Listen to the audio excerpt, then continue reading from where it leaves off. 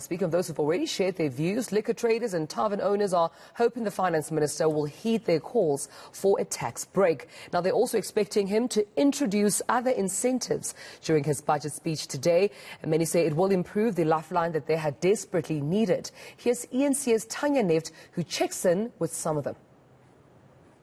Gugulethu resident and businessman Lifa Mapilo has been running this bottle store in his community for nearly 3 decades now. But never did he anticipate that an unexpected deadly virus would shake up things as much as it did.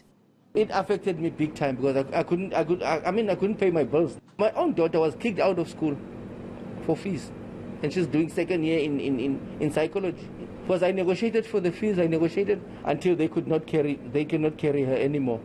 Mapilo is one of many tavern owners in the area who say they are desperate for support from government. We understand that we've got to revive our economy. But the only thing that we can say to the minister must be very sensitive, especially when it comes to our trade, because we lost a lot of business and some of us didn't even come back, didn't even make it. We appealed to the Western Cape government to give us a moratorium on the payment of our license renewals, and they flatly refused. And on top of that, we didn't get any relief, we didn't get any support from government, which is very, very, very sad. Similarly, Mabanjwa Liquors, owned by Tulani Pike, who operates this vibrant tavern in Gugulethu, says the sector hasn't received any aid since the start of the pandemic. We as traders, we were crying because during the COVID, there was no compensation for the loss. Instead, the Western Cape Liquor Authority, they increased the annual fees. While 2020, half of the year, the traders didn't trade, but they lost so much revenue. So we want the national government to talk to those things, and they must avail money to assist the liquor traders.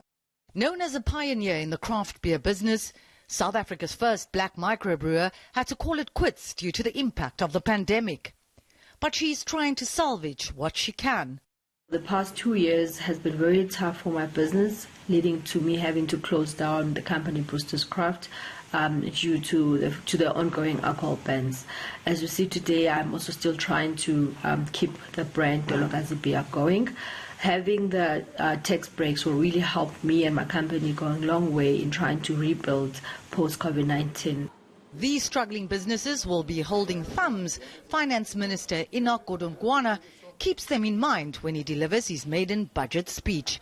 Tanya Nefdt, Cape Town.